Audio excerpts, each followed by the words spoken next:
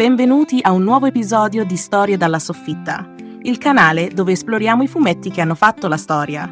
Oggi vi parlerò di una delle strisce a fumetti più brillanti e amate di tutti i tempi, Calvin e Hobbes. Sì, avete capito bene? Quel dinamico duo composto da un bambino vivace e la sua tigre di pezza, che prende vita solo quando nessuno guarda.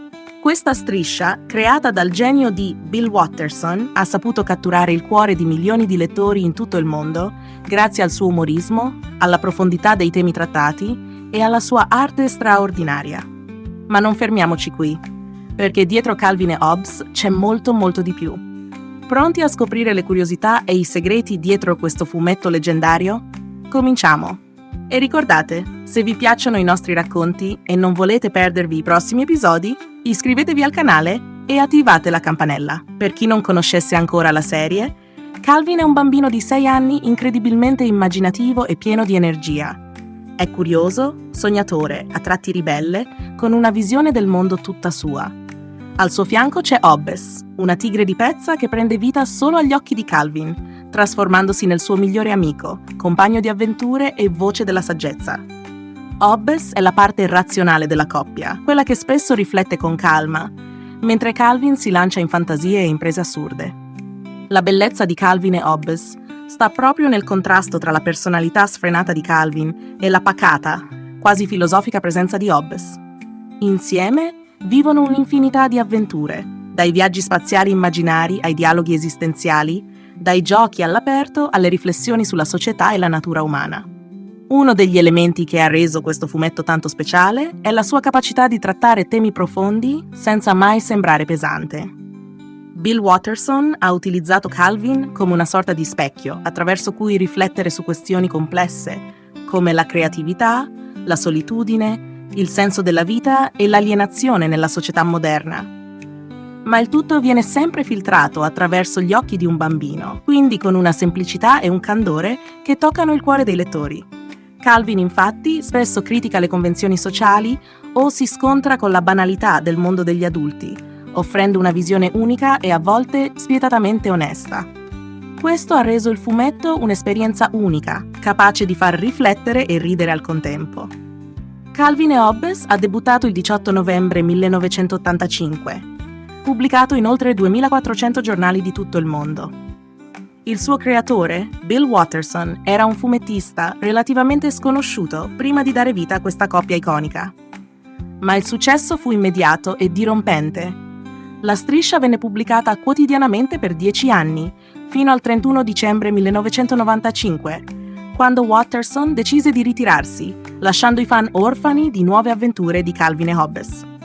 La decisione di Watterson di fermare la serie all'apice del suo successo fu in gran parte motivata dalla sua ferma convinzione artistica. Ha sempre rifiutato di commercializzare il fumetto attraverso gadget, giocattoli o animazioni, convinto che questo avrebbe sminuito l'integrità del suo lavoro. Questa scelta ha reso Calvin e Hobbes uno dei pochi fenomeni della cultura pop che non è stato sfruttato commercialmente. E forse proprio per questo ha mantenuto la sua purezza e il suo fascino nel tempo. Bill Watterson è una figura interessante e per certi versi misteriosa. Nato nel 1958 a Washington D.C., iniziò la sua carriera come fumettista dopo il college, ma fu con Calvin e Hobbes che raggiunse una fama mondiale. Il suo stile di disegno è caratterizzato da linee semplici ma incredibilmente espressive. Watterson era un maestro nell'arte della narrazione visiva. Ogni vignetta era curata nei minimi dettagli, dal movimento dei personaggi alle loro espressioni facciali. Una delle caratteristiche più distintive del suo lavoro era l'uso magistrale dello spazio bianco nelle strisce, che permetteva ai lettori di concentrarsi sulle dinamiche tra Calvin e Hobbes e sul loro mondo immaginario. E poi c'erano le domenicali a colori, dove Watterson si sbizzarriva con tavole spettacolari e spesso surreali, facendo esplodere la creatività del suo immaginario. In Italia, Calvin e Hobbes è stato pubblicato per la prima volta da Comics negli anni 90 con raccolte delle strisce giornaliere in volumi che ancora oggi si trovano facilmente nelle librerie. Col tempo, il fumetto è stato ristampato più volte, con raccolte complete e nuove edizioni, che hanno permesso a nuove generazioni di lettori di scoprire e amare questa meravigliosa serie. Molti lettori italiani hanno conosciuto Calvin e Hobbes grazie a queste raccolte, che ne hanno preservato il fascino e la freschezza. Nonostante siano passati più di 25 anni dalla fine della serie, Calvin e Hobbes continua ad avere un impatto enorme sulla cultura pop. Il suo mix di umorismo, filosofia e riflessioni sulla vita ha influenzato intere generazioni di fumettisti e artisti.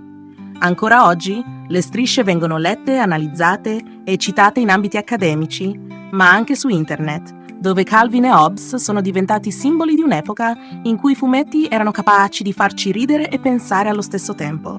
Inoltre, l'intransigenza di Watterson verso la commercializzazione del suo lavoro lo ha reso una sorta di eroe dell'integrità artistica. In un mondo dominato dal marketing e dalla riproducibilità infinita, Calvin e Hobbes rappresenta un'isola felice di creatività pura. Calvin e Hobbes è una delle serie che più di altre mi ha fatto apprezzare l'importanza della fantasia nella nostra vita quotidiana. Il modo in cui Calvin trasforma situazioni banali in avventure straordinarie mi ricorda quanto sia fondamentale coltivare il nostro lato creativo, indipendentemente dall'età. Ogni volta che leggo una striscia, mi ritrovo a riflettere su qualcosa di nuovo. Un pensiero, una battuta che mi fa sorridere o una riflessione che mi fa pensare.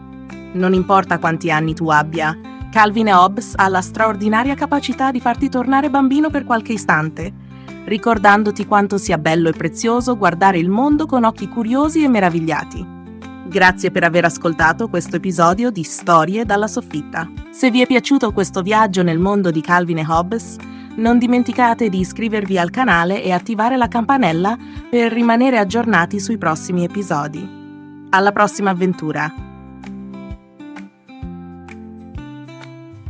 Storie dalla soffitta, vieni a scoprire.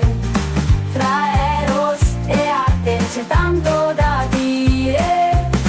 Fumetti italiani di culto e passione.